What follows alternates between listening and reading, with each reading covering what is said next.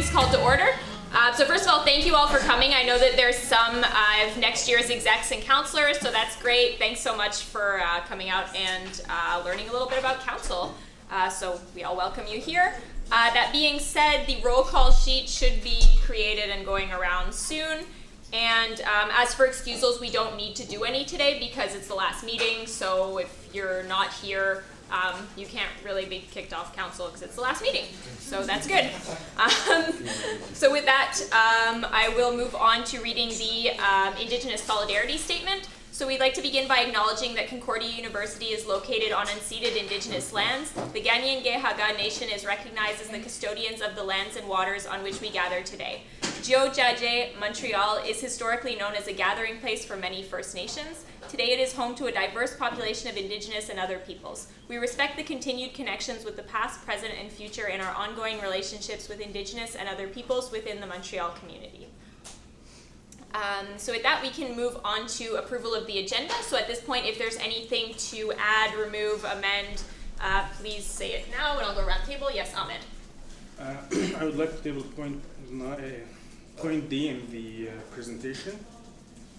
Okay, so since you don't want it there? Yes, and I want to add the 7th floor equipment, the presentation as well. Okay, so we'll just replace D with 7th floor equipment.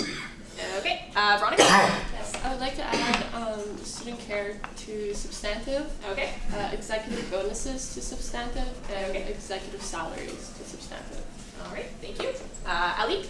I'd like to add CEO to substantive. Okay. Rowan?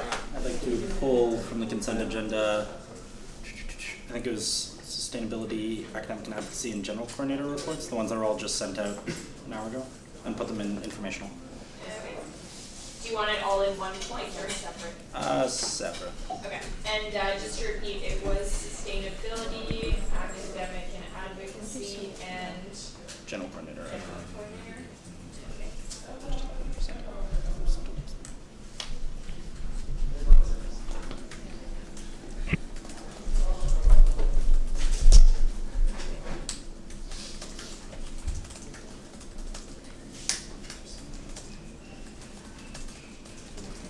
All right, I'll keep going around the room. Yes, Asma.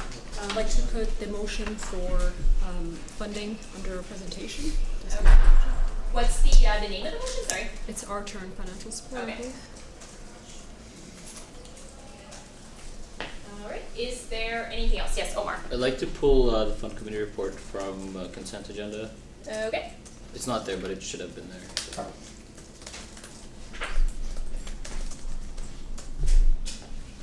right. Is there? Yes, Dylan. I'd like to reorder the agenda to put executive bonuses as the first point of substantive businesses. Okay.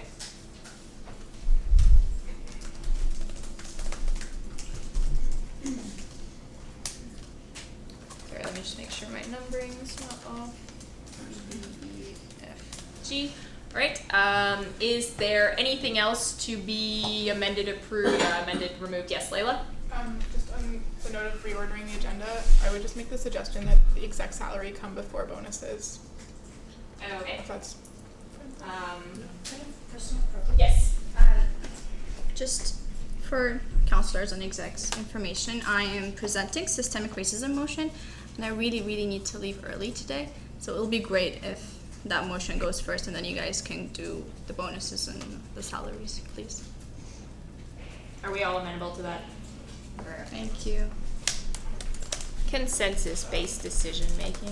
Yes, Dylan? Like bonuses to be before. Yeah. It's Okay, just perfect. systemic racism motion's gonna go first. And then salaries and then bonuses. I'd like bonuses to be before salaries. Okay.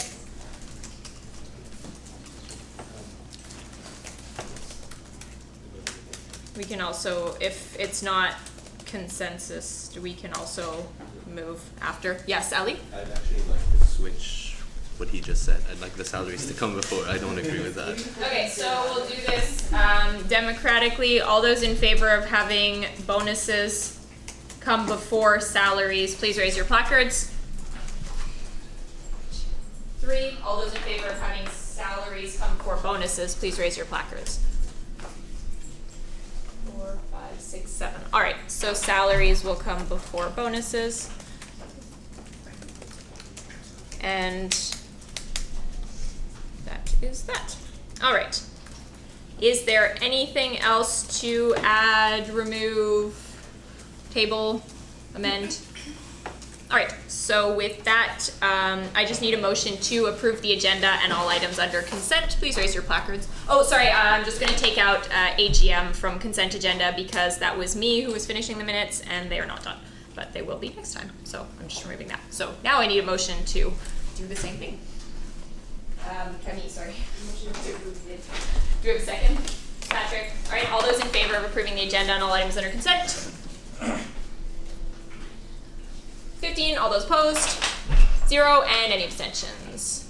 0. Perfect. So that carries, and if you give me 2 seconds, I will place this into the council group. The right council group this time.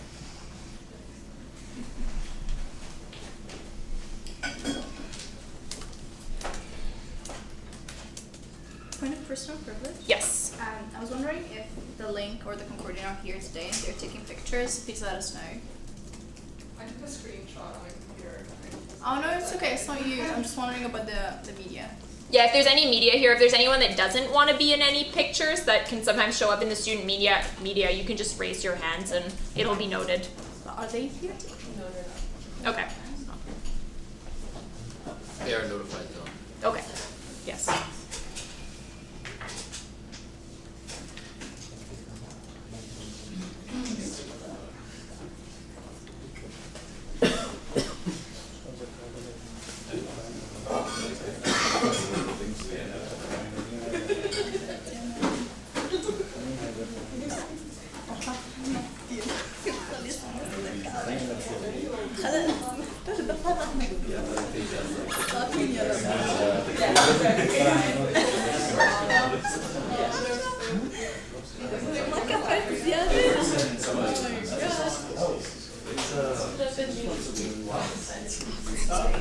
Agenda right after I said that. Sorry. It's okay. It's right there.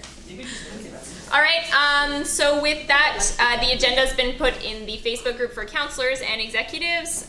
So with that, we can move on to our presentation, starting with the DISH project. And Vanessa is here to present. So we have the projector all set up. If you have a USB or whatnot, you can just. Okay. Do you want us to not see it for now? Oh yeah, how do I do that? Press the DVD for now. Or press Or B. laptop or just Press laptop. And then press PCI if you want to see it.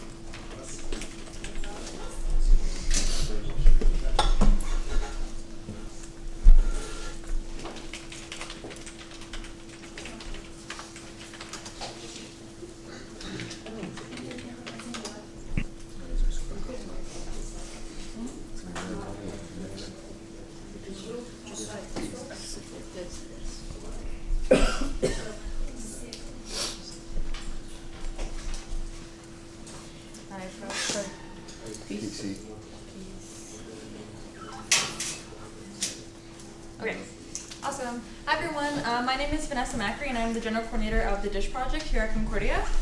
For those of you who don't know, the DISH project is an initiative here that's been around for about 15 years, and we lend out reusable tableware to groups on campus, faculty, staff for free. Our mission is to help reduce waste on campus, making events more sustainable by providing a responsible alternative to disposable items.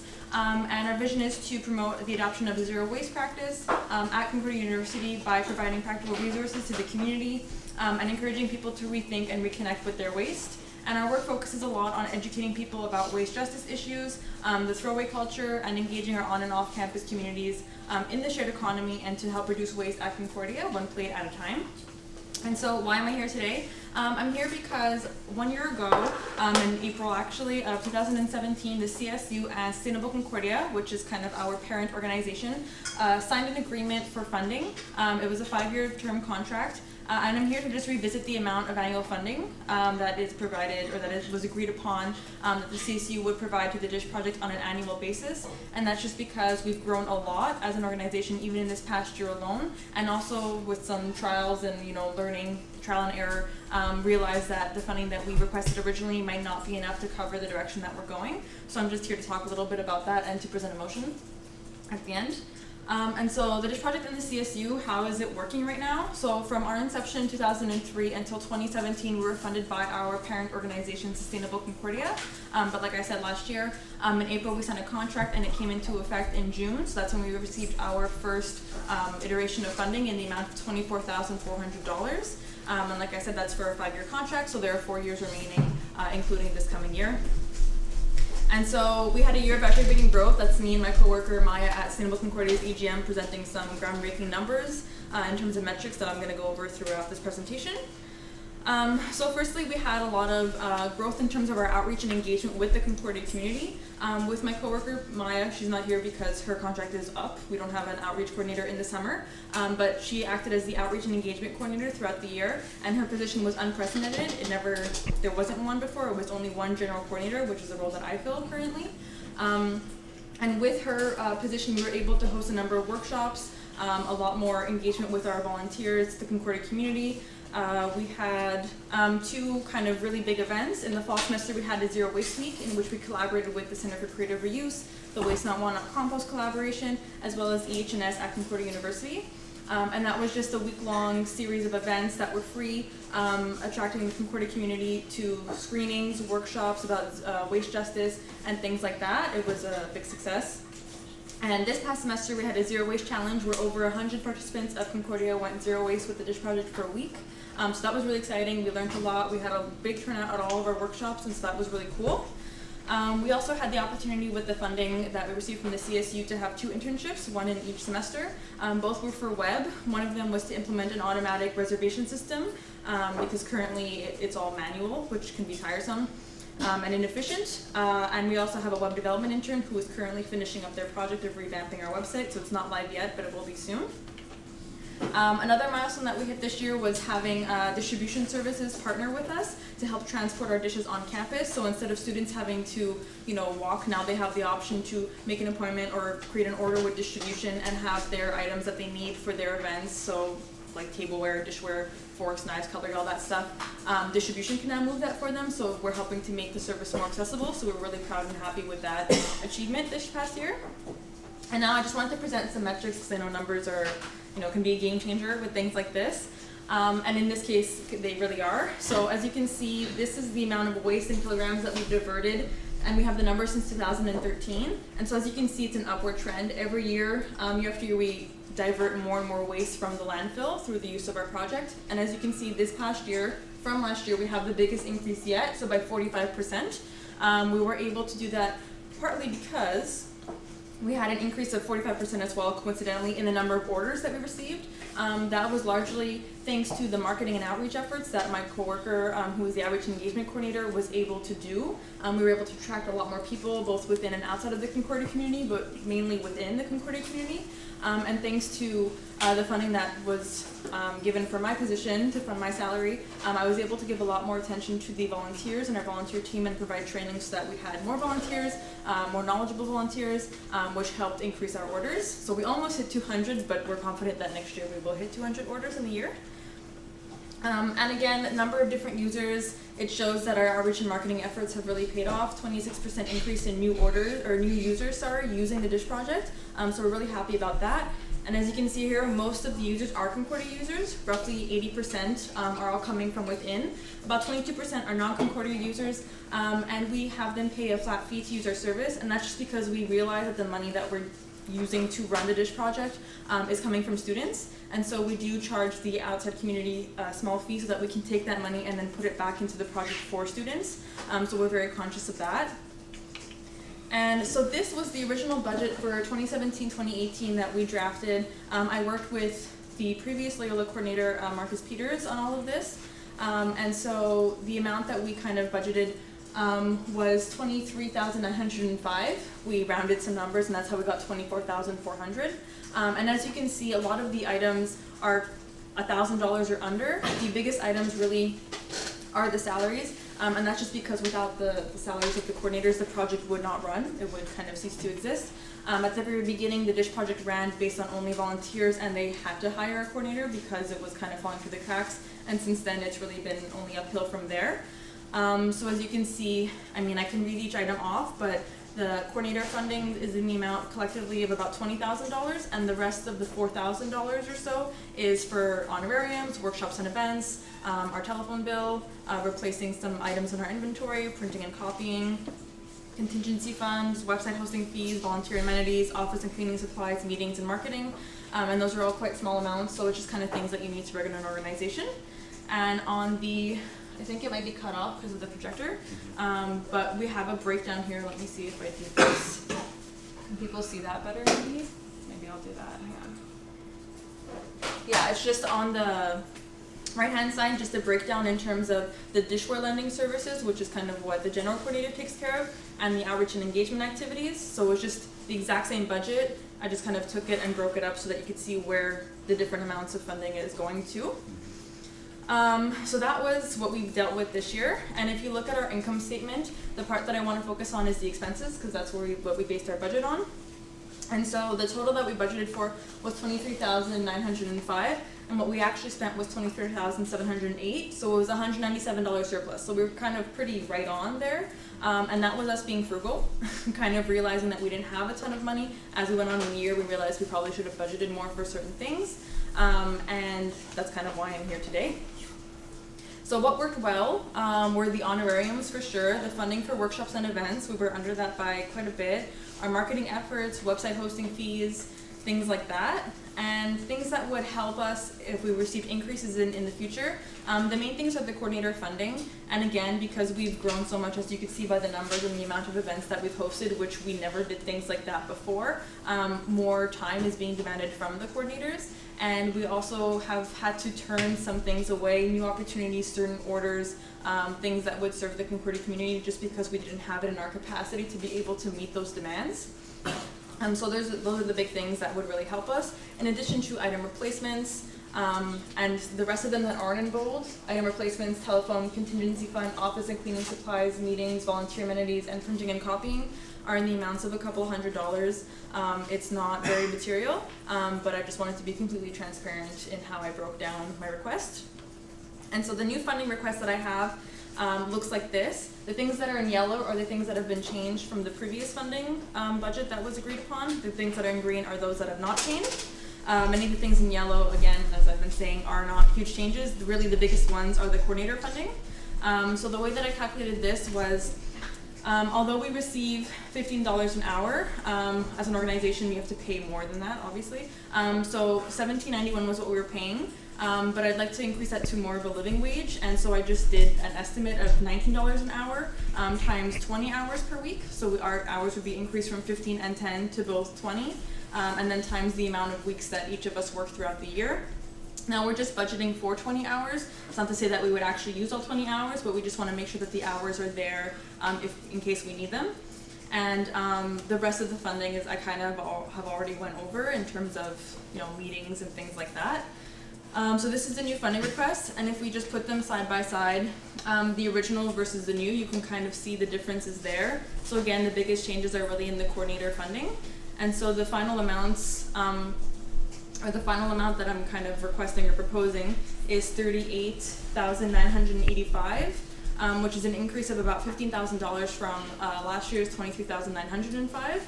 So total increase requested is about $15,080, and that's just because rounding and things like that.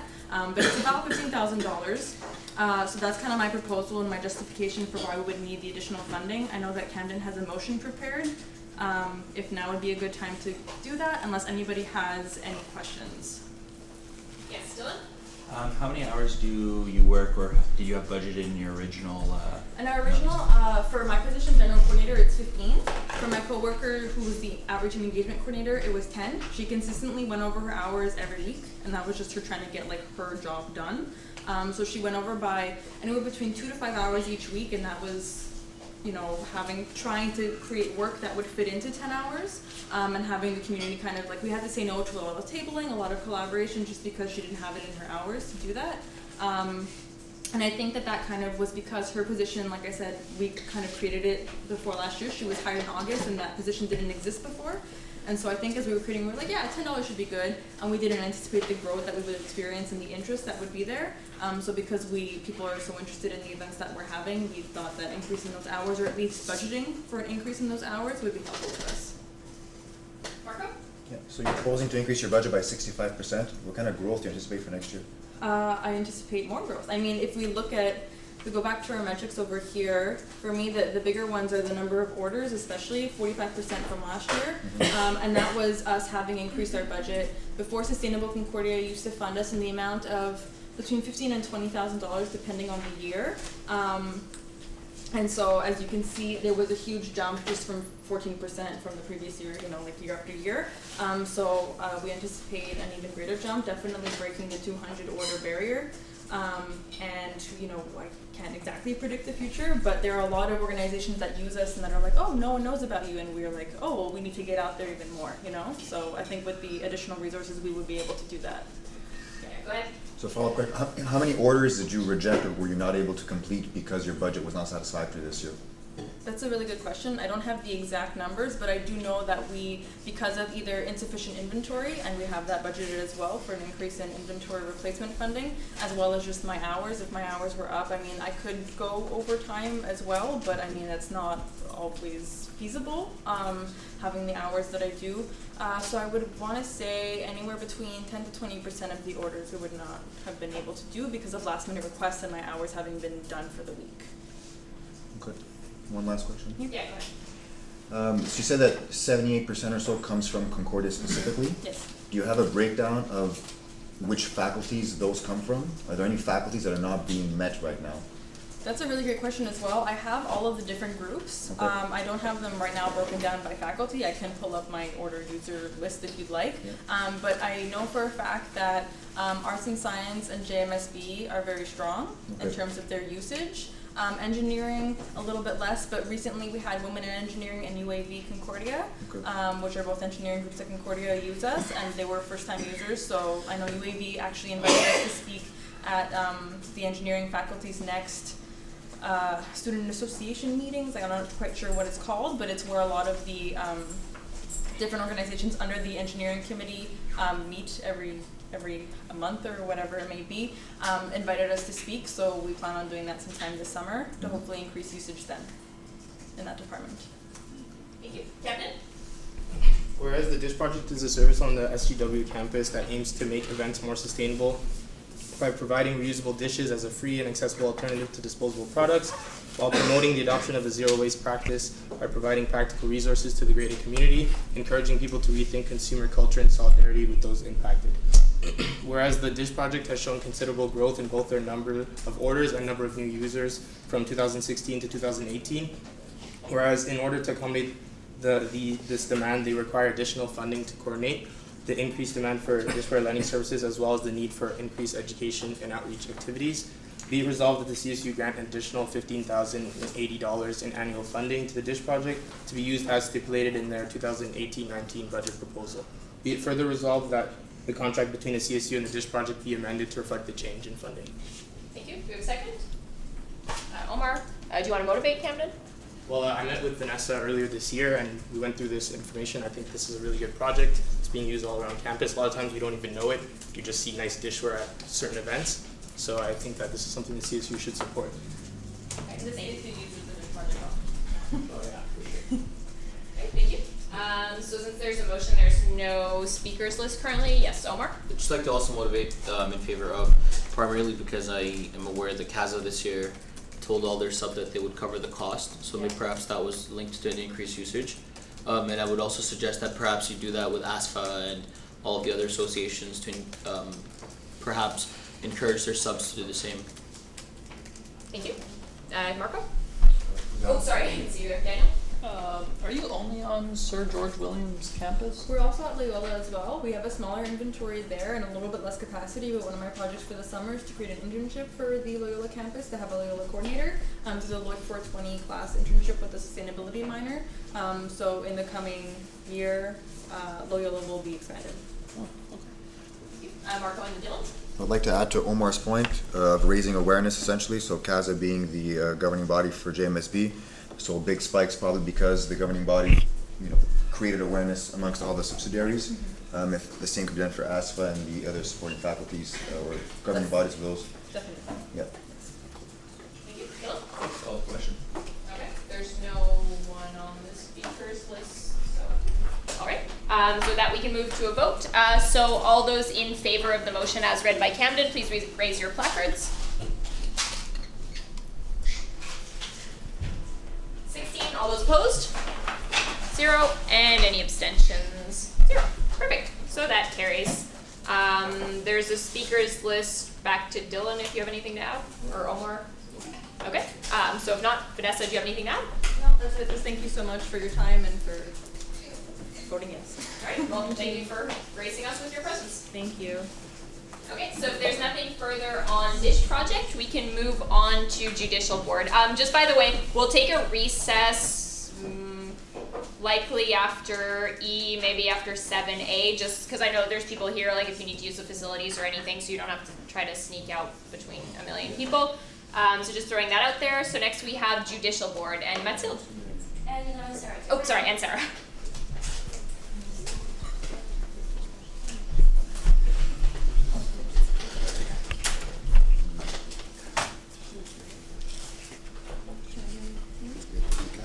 Okay. So hello, my name is Mathilde Brahms, and as some of you may know, I am the current chairperson of the Judicial Board. And I'm Sarah. I was the former chairperson of the Judicial Board and still a current member. And basically we're here today to, on behalf of the Judicial Board, to make a request to council. So as stated by the Concordia Student Union, the Judicial Board has the final word on how to interpret our rules, and their decisions often have profound implications for the union. Therefore, the Judicial Board has unanimously agreed to request compensation for the hard work done throughout the 2017-2018 academic year. So here are the requests made by the Judicial Board to Council. Overall, the board asks for an honorarium of $1,000 per semester per member, which would also which could be seen as $250 a month, and also 3 credits per semester per member for the fall and then for the winter semester. Second, during the election period, the board asks for, in addition to the semester honorarium, an hourly pay of $14.25 per hour worked on election cases only. And finally, the board agrees to keep its annual budget at $2,500, which was reduced from $5,000. So here are the following reasons for which the Judicial Board members should be compensated. First, we argue on a legitimate title for volunteer position. So during ballot recount, for example, the polling clerks, chief electoral officer, and DEOs get paid for their work. The Judicial Board members are required to be there during any ballot recounts, but are not compensated for their work and for their time. In November 2017, during the ballot recount for the Concordia Student Union by-elections, 3 members of the Judicial Board were required to supervise for a total of 4 hours.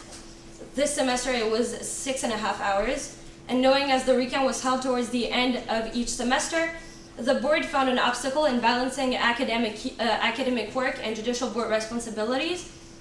As a result, most members have experienced a negative effect on their academic performances, and if being a member of the board was legitimately a volunteer work, then its members should not neglect academic work over a voluntary position. Also, I would like to add that members have deeply committed to the board and have made sacrifices such as turning down executive positions on several student clubs. As the members did not neglect their responsibilities and extensively made the effort to meet their obligations, we advocate for our positions not to be classified as volunteer anymore. My second point is the considerable demands of particular elections. So the Judicial Board gives a lot of their time responding to complaints and appeals that it receives.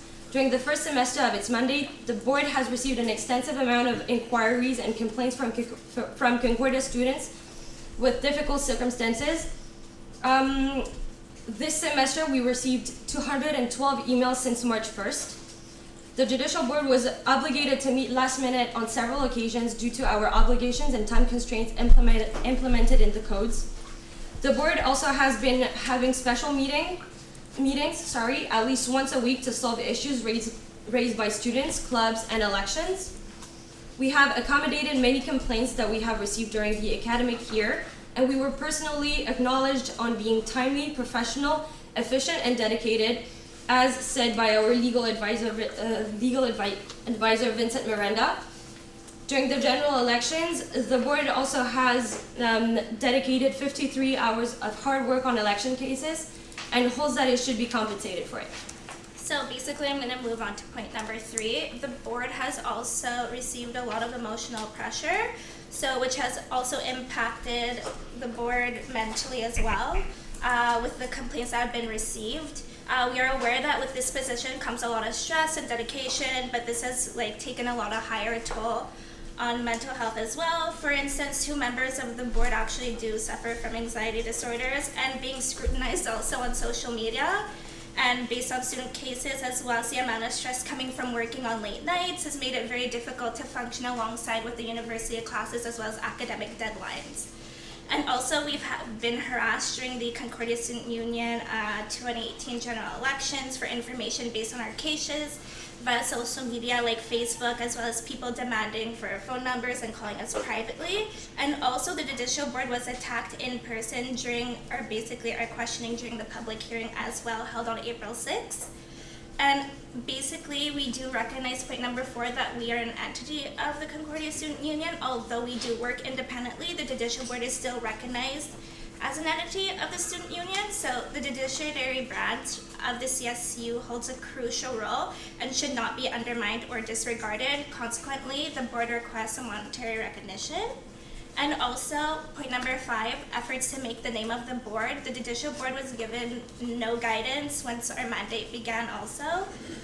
For example, in most situations, we had to come up with stuff on our own, such as finding our legal advisor and gaining access to basically our mailbox itself. Who do we contact? We didn't know. And then we also recognize that although each member of the Judicial Board, we do recognize that this is voluntary work. With all the hard nights and the hearings, it's really no longer considered volunteer work. As implicated above, the judicial branch of the CSU has profound implications for the union.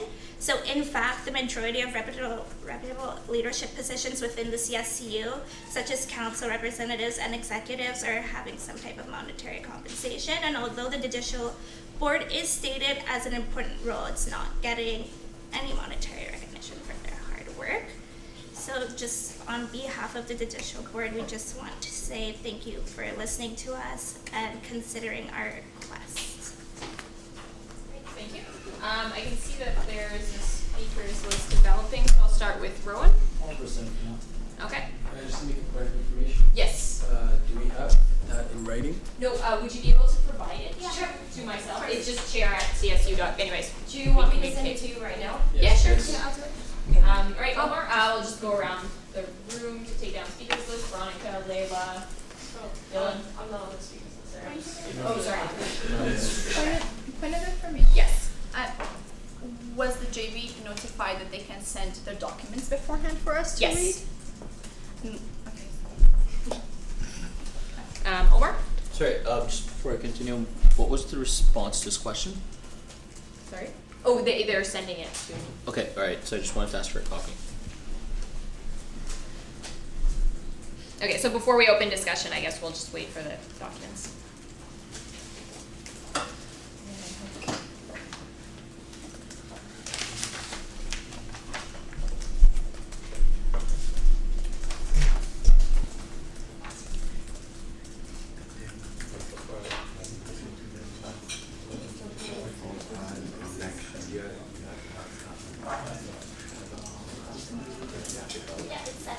All right, thank you.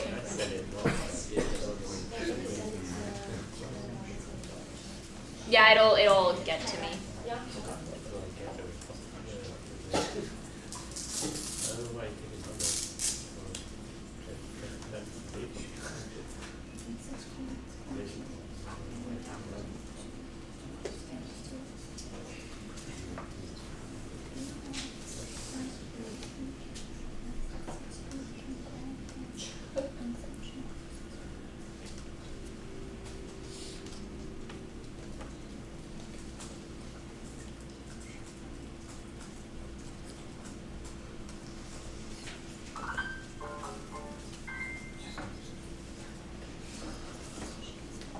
Alright, it is in the Facebook group now.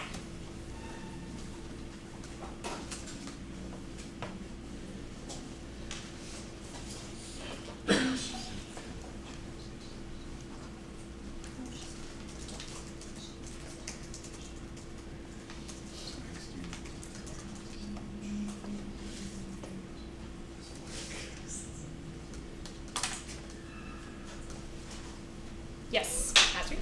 Am I first? Oh, Mohammed, sorry. No, but am I first to speak? 'Cause There's a couple of people, but they all kind of ish rescinded. So, yeah, Michaela and Dylan were first, but they kind of said, but yeah, go ahead. No, I would like to just quick. Sorry? I didn't rescind.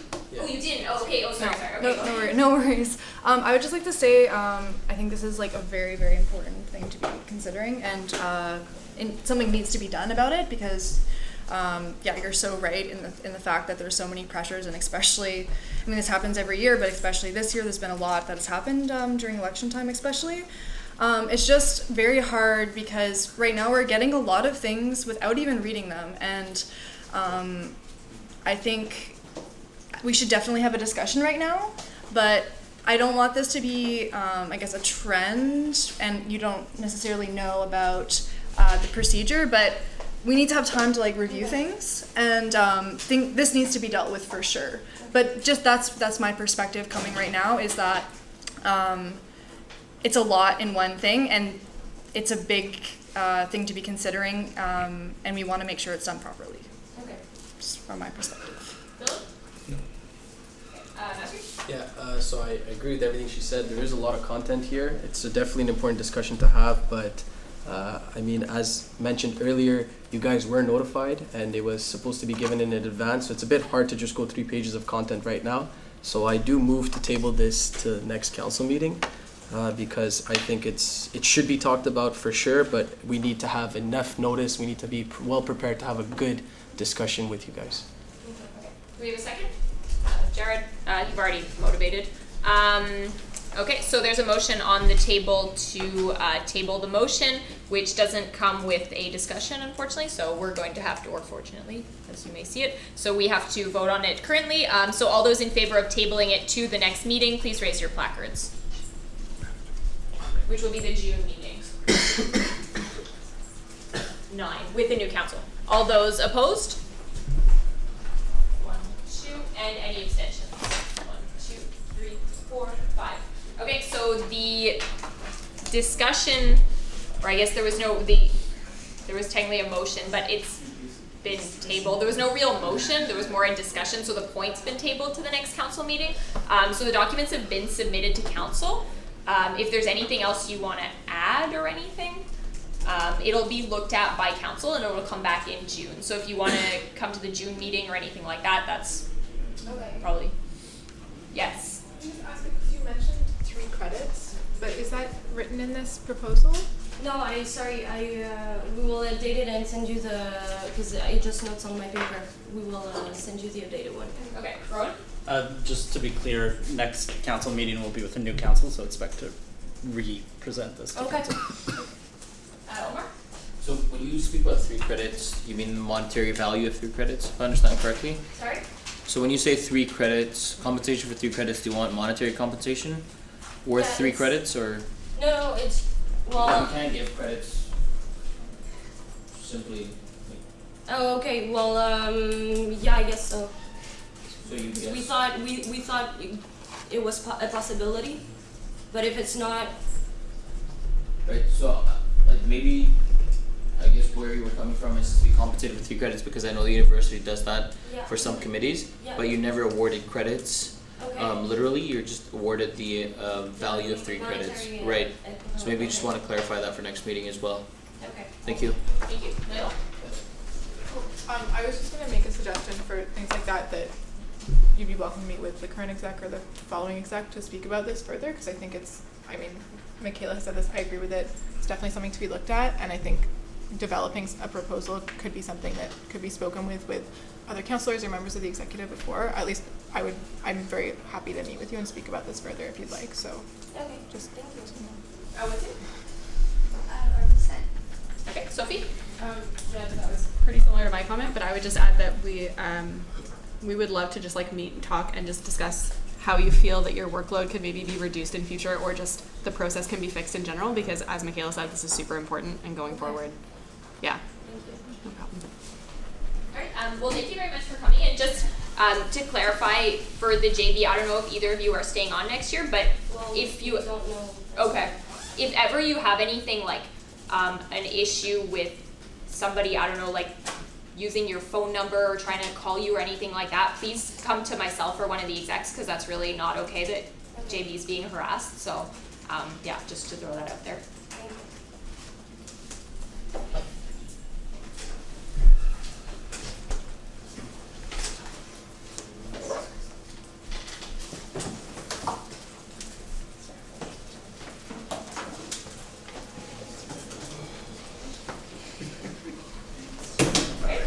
So with that, we can move on to 5C, which is Refugee Sponsorship Program, and that is, sorry, I don't know your name.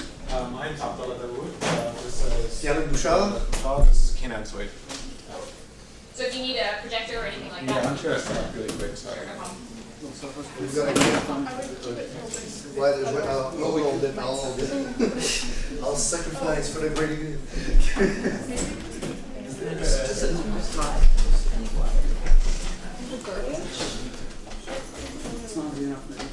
Sorry. I will survive.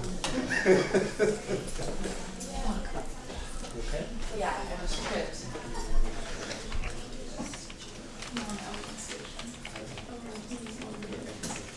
It works. Oh, yeah.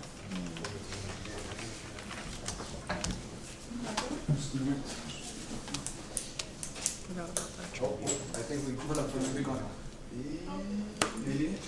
Ish. Okay, all of this instead of destroying school property and.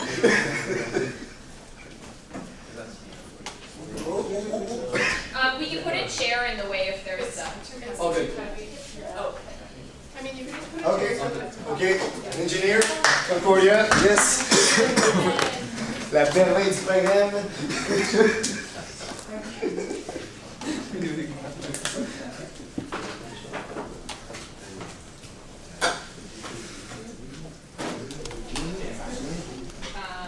You have a presentation to. Yeah, I just set it up now. Okay.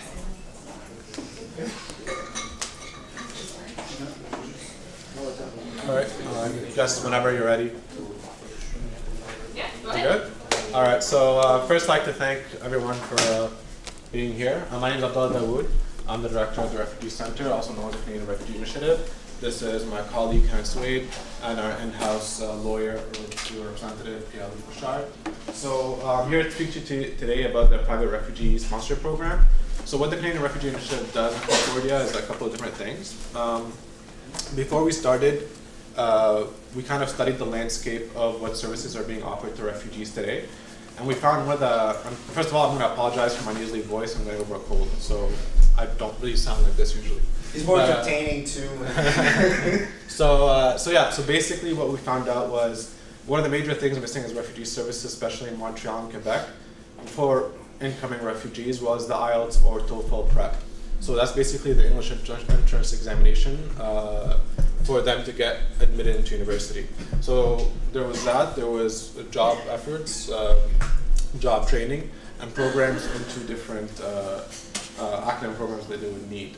So within our first year, before I get to this, just want to talk about what we've done so you get to know us a bit better. So within our first year, we've actually helped over 150 refugees get admitted to Concordia. We're on our second year now, and we're almost at 100 again. So overall, we're closing at the 250 mark. That's purely just from our English proficiency examination program alone. We've, aside from that, we've also entered partnerships with neighboring organizations and international NGOs. So we're official partners with the UNHCR here in Montreal and in Canada in general. This is one of the things I've been working with this program with them as well. What this is, basically I'm not too sure if anyone here is familiar with how refugee sponsorship works, but the federal government kind of proposed a two-tier program of how refugees can come into Canada. So aside from the asylum seeking issue. One is the government-sponsored refugees, which is basically refugees selected by the government to come into Canada, and they're usually capped around 20,000 per year. Or this past year, before that was 40,000. Then there's the private sponsorship program, which is basically an individual or a collective group of individuals or organizations can pool together resources and finances to sponsor a refugee from a country that the UNHCR deems in danger, or that person is deemed immediate help, right? That amount varies depending on age and family status. So every year there's a million refugees. So just to give you an idea of how many refugees there are in the world, so the UNHCR right now, within their own capabilities, estimates that there's 65.6 million refugees in the world today. Only 0.8% of them have been resettled. So if you can imagine, there is an abundant amount of refugees that are still under the UNHCR umbrella that need to be resettled. And this program, which was started by the Canadian government and the UNHCR hand in hand, kind of helps alleviate that. So who can be sponsored? So it's a conventional refugee. So people have been forced out of their country unwillingly. People have been discriminated inside their country because of either their identity or their status. These are two different sets of conventional refugee, abroad and conventional refugee inside. Both of them can have the same meaning, it's just one is inside Canada, one is outside. So who can we sponsor? Basically anybody who has been identified as a conventional refugee. And we've partnered up with the UNHCR to kind of identify those individuals that are up for resettlement. And what we want to do is that we want to create a collective partnership with the CSU in order to sponsor refugees to come to Canada. And this is a 2-year process. Now, what does that mean? What does sponsoring a refugee mean? So one, of course, comes into financial responsibility. So each refugee, if you were to sponsor one refugee who is over the age of 18, it would be around the $12,000 mark. There's a table in the next agenda, the next slide, sorry. And there you go. So the more you go, the higher the sponsorship value. But in order for us to apply to be an organization that can sponsor refugees, we have to have kind of a longer history and track record. While we can apply for this independently and we would get accepted, however, the number that we would be given would be quite small. So it would be around 5 or 10 refugees a year, if lucky, right?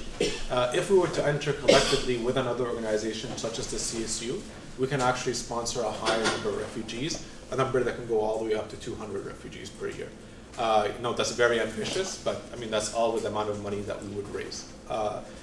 Now, what would the CSU's part would that be? It would be basically a partner. They wouldn't be a financial partner, they would be a partner in name and in basically support. So all the resources that we would need to sponsor a refugee will be done by raising funds externally away from the refugee center and from the CSU. And we would look to ensure that the refugees that we do sponsor become Concordia students. This is something that we've been well versed in and we've been doing for the past 2 years, and we've been doing quite well. And we feel that we can continue with that success. If I can just add, yeah, sure. At the moment, you've probably heard in the news there are a lot of refugees coming through United States up to Canada.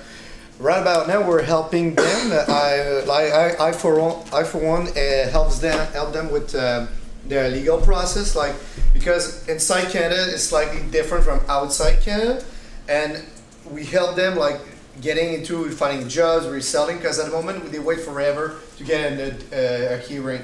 So the needs are for them to seek to find an employment and get a work permit and so on. And that's what the refugee center does at the moment, mainly. And with this program, what we'll be doing is that we'll be able to prepare the arrival. Okay, because in this program the person is outside his country of origin, but in a country where there's no war, but he's not a refugee.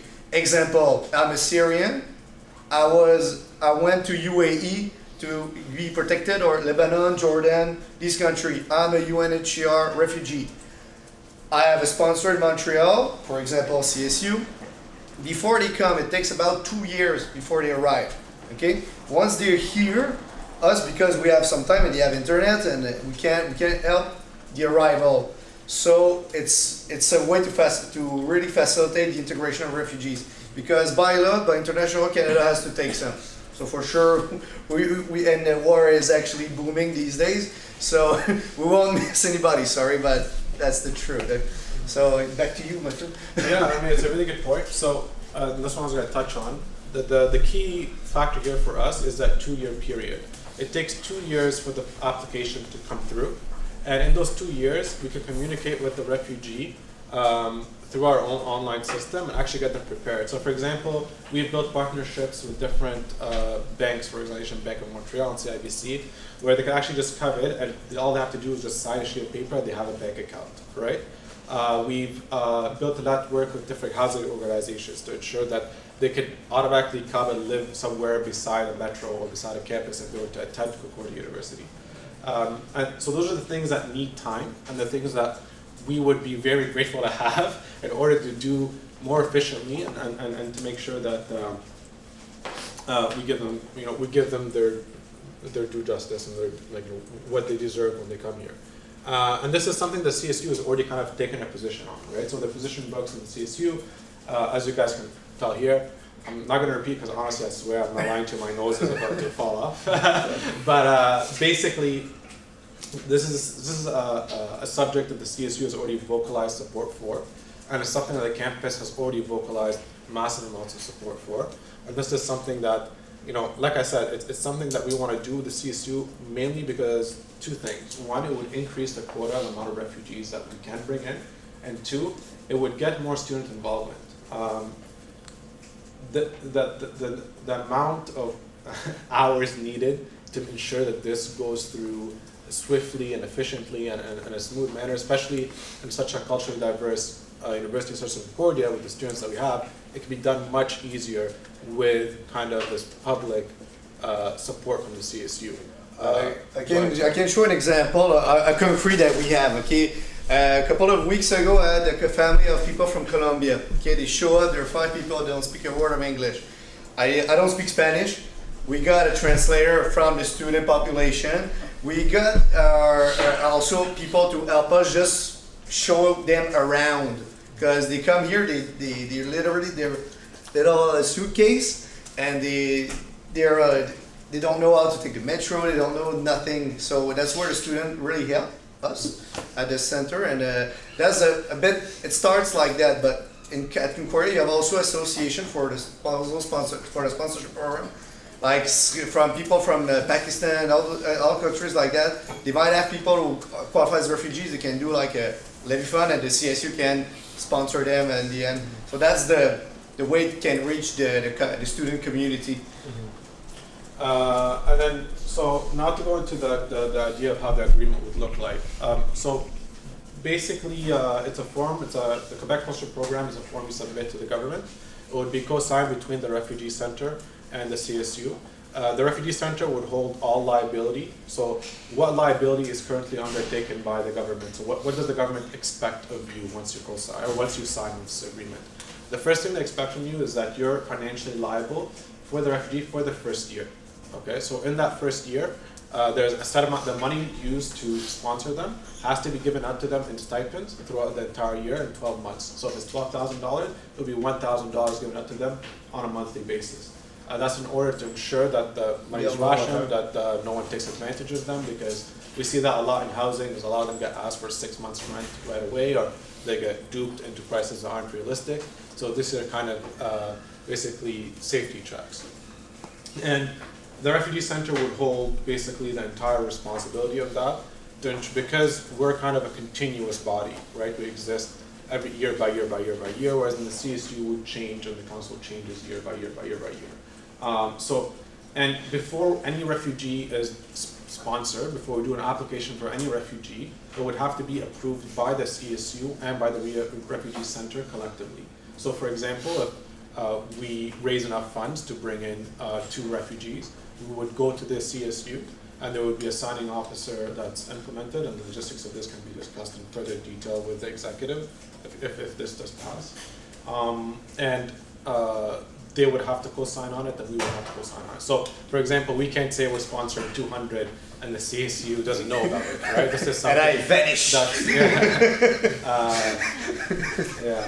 So basically, that's something that would go on between the CSU and the Refugee Center throughout the entire process. Now, I know this kind of so. Pierre-Luc, I was going to talk about him, but he interrupted me a whole time. So Pierre-Luc is our legal representative in the Refugee Center, and he's done over 400 of these cases. So he's very experienced. This is one of the reasons why he works with us and why we've recruited him. Those outside candidates 400, so it's I know the process by heart, but it's going to change soon. At the moment, at this very moment, the program is suspended. The Quebec program is suspended, so there's not much liability there. They say it might reopen in August, but all in all, this program is basically the forms will change. They adopt new regulation. It's going to be even more complicated than it was before for refugees to apply. Mm-hmm. So that will be my personal fight. Mm-hmm. And that's the thing. So right now the program is closed, but it will be reopening in August, and that's when we hope to make our application. And again, this is all subjective on the government saying that we approve of this partnership, of this collective agreement, and that you guys may sponsor refugees or not. So while we may enter this agreement, it's not set in stone that the government will recognize it or will give us the chance to do it. So while the Canadian Refugee Initiative mainly does help refugees that have already come to Canada, this is kind of our next step of growth, and this is what we kind of really want to do. Because with our partnerships and with the expansion that we've been doing, we feel like this is a more efficient way. And one of the reasons why, for example, we pinpointed that IELTS and TOEFL programs are not being offered to refugees is because the government did drop the ball a little bit when it came to the massive sponsorship of refugees that they brought in. A lot of them came and didn't know what they needed to do to get into university. A lot of them quit the idea of university and went and took a lower end job, a dead end job, because they thought it was something that a dead end or they couldn't do it. If it wasn't for the options that were presented to them through our extensive outreach, we wouldn't have been able to kind of change their mind. First of all, does you have any questions or any concerns, any specific questions about the actual program? Sorry. I saw a couple of questions. Yeah, there was a bit of a speaker's list. I don't know if you want to take your own questions or. It's up to you, whatever the format is and whatever's more organized. Okay, it was whoever came first. I was if you had your placard on. I think it was, what's her name? Kathy? Okay, go ahead. So I just wanted to have one thing clarified.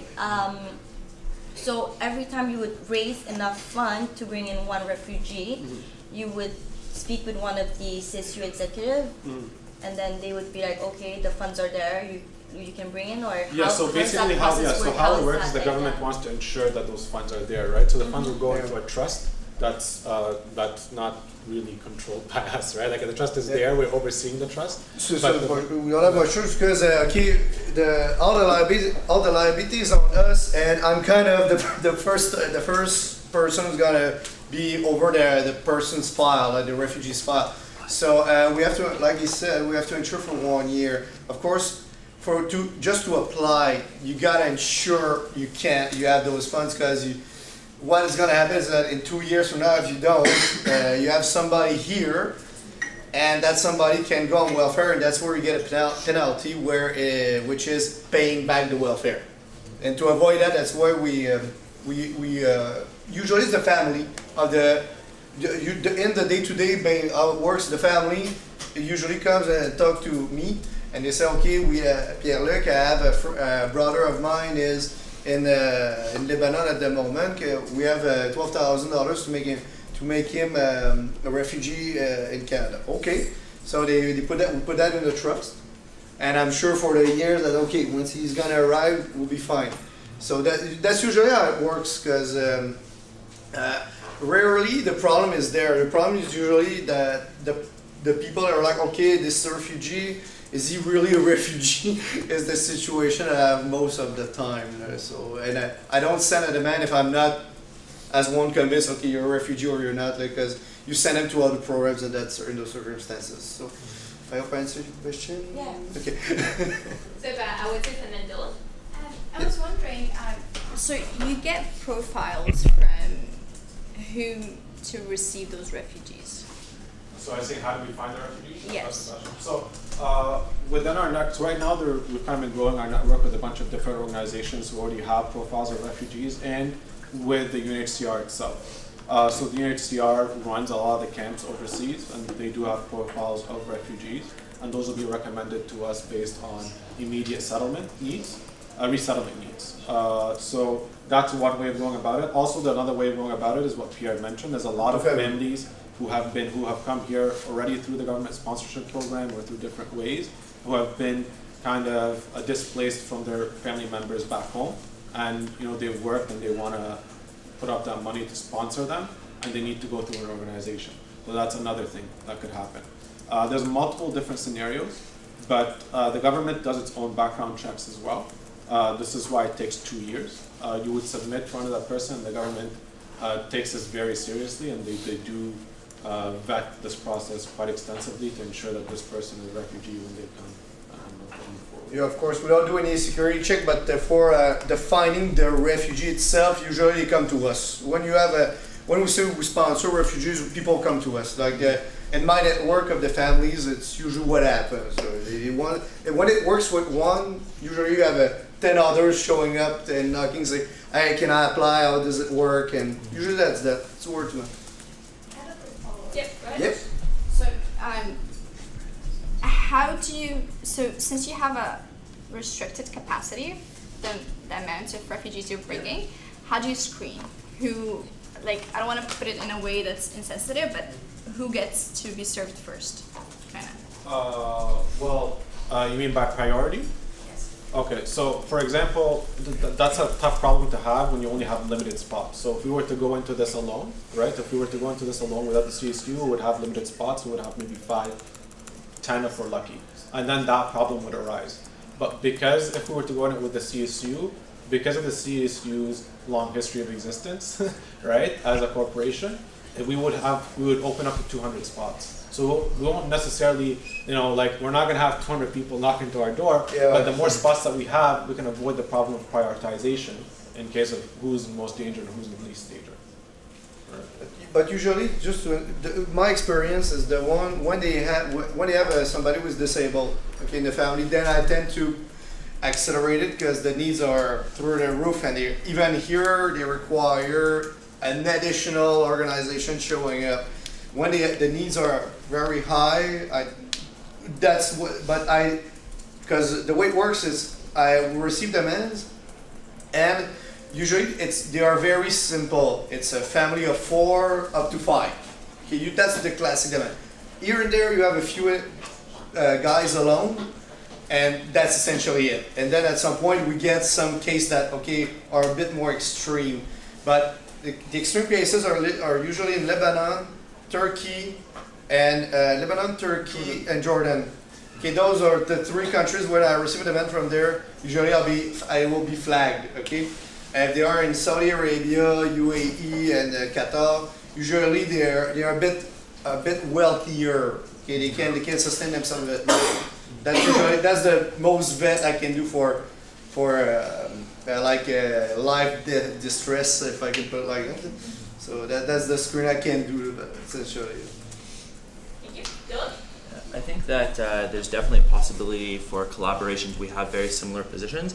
I'm just uncertain that co-signing is specifically the position that the CSU should be taking. We understand that you would have limited spots, but as of right now, there's no indication that you'll be able to get the funding to go over the 10 people or 5 people that you can get this current time. And perhaps there might be a better cosigner than the CSU. I think the value that we can give, especially in these early stages, is definitely those resources, those people to come and help show people around, the translator who are students, supporting, using our services as the CSU. So I think that for the beginning collaboration nature, that maybe you focus more on the resources in which we can aid you in your program, and drive, and seeing as there's new executives coming in, working very closely with them to see where these steps can come forward. And then perhaps in time, when you do have that foundation, you see the demand that you are reaching your full potential, that perhaps co-signing would come back to the table. Just my thoughts. Thank you. There was a question in the corner, but I think they just stepped out from, okay. They're not there. Okay. Kemi? Yeah. So, I'm sorry, but I'm confused on what you're asking basically. So you're asking for a line to be open for. No, so I'm not asking for that. So basically, just to reiterate, the government has a private sponsorship program in which you can privately sponsor refugees. You can do this either independently or collectively with other organizations. So multiple organizations can co-sign together, and then they would be able to have a set amount of spots that they can sponsor refugees in, right? If we were to apply this into this together, the number of spots that we would get would be necessarily smaller, right? But if we were to apply for it collectively with the CSU, we would be given more spots. We're not asking for the CSU for any financial aid or any financial support. What we're asking for is just co-signing. All the financial responsibility will be done on the part of the refugee center, and what we do is that we would raise the funds and we would collectively ensure that these funds exist before any refugee is sponsored. And that's something that's required from the government as well. So once we do raise those funds, we would come to the CSU and we would showcase that these funds have been reached and have been set. And we would want to sponsor X amount of refugees, and the process would continue from there. Does that clear it up for you? Or is there more point? Would it be like, how's it called? Sorry, I'm so hot. It's like my brain is burning. But like, so would it be the CSU would be kind of like se porter garant, so it's kind of. Ouais, c'est à peu près ça. C'est à peu près ça, mais c'est nous autres qui prenons la responsabilité. Is it okay if we switch in?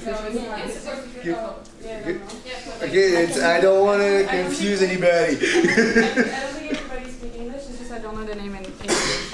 That's the sponsor. Yeah, sponsor. So, but like, okay. Yeah. So the name of CSU is there. Okay, the reason, and I will take the opportunity to answer. My friend who is not there, but he said was gonna come back. Okay, first of all, we like I said, I did 400. We would not have showed up today and bother you if we didn't have the belief, the strong belief of being able to manage more than 5 demands of refugees. Okay, trust me. And we will be quite easily. It will be easy to show it to you that if we say we have 5 spots tomorrow morning, if I said right now tomorrow morning, I can guarantee you it will be full. Okay, the demand is very high for these spots. Okay. That's the first thing. Second, yes, as a sponsor, the CSU will be the name because how the government works is that they need an organization with enough financial capacity and experience, but existence. Okay, us, we're too young, and that's the problem. That's why we showed up. We're too young, and our funding is too low to get the amount we want. Okay, but that's. That the government, they make the decision based in the most extreme circumstances as I have no money and I take 200 people. Okay, that they take that most extreme scenario and they say, okay, in the box of the refugee center, what do you got? Okay, we have no building, not much asset, but a guaranteed income. They're like, oh, okay. But the CSU has been there forever, so they're like, in the worst extreme case of the CSU, they will have like it's $600 a month for welfare. They do that times 200, and it equals an amount. And that amount, okay. Sorry guys, I know it's warm and it's very boring as a topic, but the point is, it's on paper for a public servant to say I approve for these people to be sponsored by this organization if on the basis of the most extreme circumstances, and we are sure we'll be fine, okay? But we're not gonna send a demand being intelligent people with judgment and an attorney being checked by the syndic.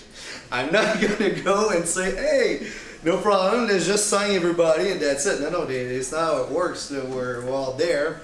And there's a vetting process in the beginning. We have to meet the family, we have to meet the people, and that's how it works. So he's not here, but to answer what he said, like, oh, let's wait.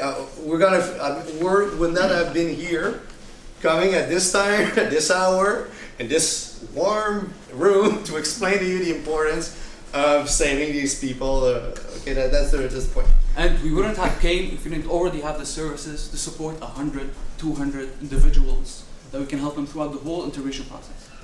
Okay? Thank you. So we have a speakers list of Kathy, Awetif, Masri, Marco, Omar, and then Michaela. Kathy? So if I'm understanding this correctly, the CSU has no, in terms of financial liability, has none, I guess. It's just using our name in order to expand your number of like how many applicants you can make. So for example, you're making our name is not the word. I mean, like not the name, like just like have the organization backing it up. So like for example, going from only allowing to make 10 applications a year, you're going to be able to make 200 applications. For example, but you're not going to be able to bring in these people unless you have the financial backing that you guys are raising by yourself. Without the CSU. Okay, I just wanted to clear that up. Unless you want to contribute. That's exactly. It. Okay, perfect. Thank you. And no sponsorship claim will be made until the CSU will see it. Okay, Or, perfect. And not only that, the CSU wakes up one morning and says, I don't like that person. You just remove it and the person just don't come. And it's the end of it for the refugee. Perfect, thank you. Thank you. How is it? Yeah, I mean, Dylan's not here. This was towards Dylan's point. I don't think we should trouble the refugee center to go again looking for other sponsors and doing this presentation again and trying to convince another sponsor to go into agreement with them in this for this initiative. I think they're a Fila-V, and technically they're not part of the CSU, but they're part of the Concordia community, and it's not our responsibility, but more of like friendly relationship that we can build with them to go in agreement with them on this initiative. I think we should decrease from the trouble that they can go through and help them get those refugees. And honestly, if they will have to go see other sponsors and look again and again, it's just waste time for them and waste time for refugees that are waiting there in like war zones for somebody to bring them to a country that can protect them. So, thank you. Masri? Yeah, so just a quick question because it's co-signed on the sponsorship application. In terms of the individuals that come here after the fact, what they do, the actions, the consequences, are you guys or the CSU held liable for that in any way, shape, or form? Like not the financial side of it. So the government only requires you to be liable for the financial. Just financial. Yeah, it's just they that. Don't require to be liable for 1 year. Yeah, for 1 year. as well. So just a reminder, we don't have a motion on the table right now. Yes, the motion was sent to you. Oh, sorry. Oh, I didn't know it was about that. Sorry, I thought it was the next point. Sorry, there was a motion that was sent, but it hasn't been read yet. So we'll keep going with questions. Marco? Sorry, I thought it was for another point. Can you put me back into the... Will you guys be providing reports or updates on the amount of refugees, like on a quarterly basis? The government forces us to. Will you be sending it to the CSU as well? No problem. Yeah. So just like I said, if we can't do anything in this agreement without the CSU's approval. So we can't sponsor refugees without the CSU giving us the okay. So the CSU will already have an automatic update once every time we do put in a sponsor application, and we can have a tally at the end of the year as well for that we put in. But the way, if I just can, sorry, Mrs. the Chair, okay, sorry, just take along because how it works in reality, it's the first time we open it, we're gonna have a rush, okay, because a lot of people want to apply, and then we're gonna usually be full, okay, for our capacity, which will be like depending on a lot of variables, but it rushes, then we wait, and we wait. Up until the day the government sends us a letter that says, accepted, it takes another year, and then they arrive. And then it starts, and that's where we can actually get the community more involved. But it's like, and then when they arrive, it's like one, they don't send 200 one shot. It's one a family a month, and us, we have to do a report and so on. So you'll get the full disclosure of that, because one family takes a lot of energy. It takes a lot of resources. Kids at school, family, doctor, showing around. Okay, job, rent, so on and whatnot. So you'll see. Thank you. Omar? I'll read the motion. Whereas the Refugee Center has supported refugees and immigrants since it's established to resettle in the Montreal community through its various services and initiatives. Whereas the Concordia Student Union passed the following positions, the CSU shall on the international community to work collaboratively to accommodate refugees from all parts of the world seeking asylum. The CSU supports the efforts to institutionally address the issues of refugees and the adoption of policies at the provincial and federal level that would increase the openness of our borders in times of crisis. Be it resolved that the Concordia Student Union enters in the collective sponsorship program under the Quebec government with the Canadian Refugee Initiatives as presented on May 9th. Be it further resolved that the Concordia Student Union support other initiatives aiming to help refugees in Canada or outside Canada when possible. Be it further resolved that the CSU and the Refugee Center sign a contract where the Refugee Center agrees to take on any legal and financial liabilities associated with this program. Be it further resolved that the CSU is only a partner in name and will not provide any financial support. Be it further resolved that the Refugee Center provide a copy of an account which holds sufficient amount to sponsor refugees for the total amount before they arrive, which cannot be used for any other purpose. Okay, do we have a second? Kemi? Great, your motivation? I think the presentation covers a lot of it.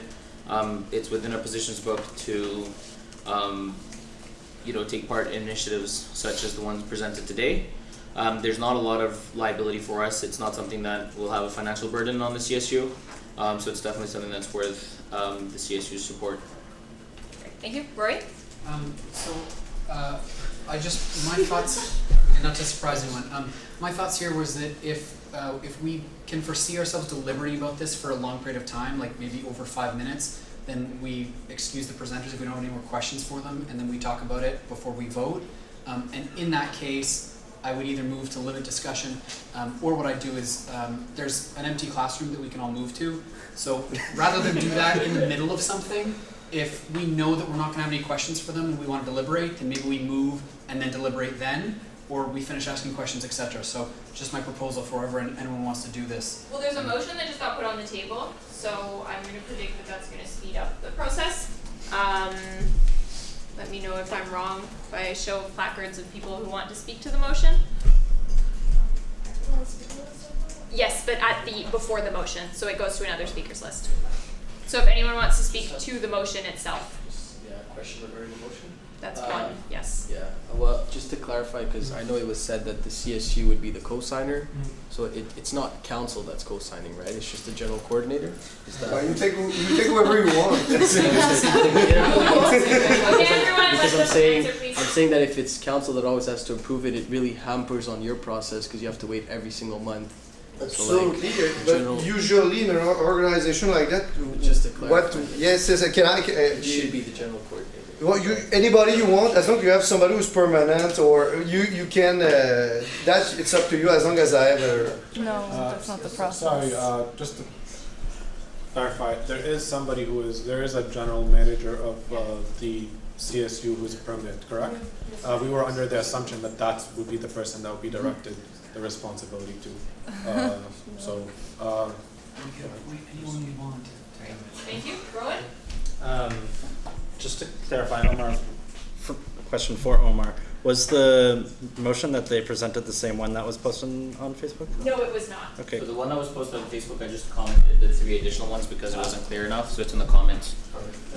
Yeah, no worries. Thank you. What's it? Okay, Omar? No, it's just for this. Okay, so with that, there's no more speakers list, so we can move to a vote on the motion that you can see in the Facebook group. There's a couple of things added, like Omar said in the comments. So all those in favor, please raise your placards. 15, all those opposed? 0, and any abstentions? 1. So that carries. All right, is there any more discussion on this point? I know there were a couple of people who are still on the speakers list, which were which were Michaela, Tabia, and Awatif. Do any of you still want to speak? I resent. Okay, then Omar. Okay, I think it's important for us perhaps, and maybe you guys could say if it's important or not that you be notified who the signing authority will be. It could be anyone, but I think it's clear for us to identify who it will be. So is that something I need to know now, or you can? No, it's not an emergency now, because now the second part of the process will be just to see if you want a written agreement on that and how expensive you want. I know we checked with RSS lawyers with that, and they were fine with it, but still, like, you might want to go around and check that. But it's rarely, like I said, any agreement is rarely used. I did it with Musk. I did it with my grand aunt, who is a nun in Quebec City, for the Sons Bon Pasteur. Okay, just to give you an example. They don't use usually agreement because they can at any time. It takes a long time. At any time, we're not sure. Okay, we don't like this person. They just bump the undertaking. So that's why it's normal to make one if something happens. But the way in the day-to-day I've seen it, as if they don't like somebody, they just reject it as being the stronger end. So if you can reassure. Yes. Final comments on it? Yeah, depending if there's like an agreement or not, like maybe something to suggest is like maybe to get a partnership with students, maybe regarding tutoring or something, like maybe CSU can, students can provide maybe people that are good in math. We already have that. We already have that. With a lot of students, which has been actually very helpful.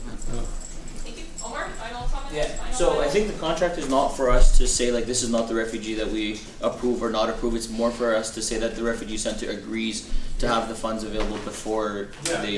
So I think that's all understood, and I think everything is being done in good faith. But it's important to have that formalized. Just to add on to that, one of the things that would be the next steps would be to speak with the CSU's legal counsel and our legal counsel, and to create an agreement that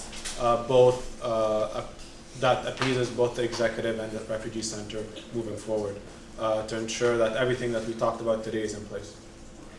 Michaela? I was gonna say that. So. Okay.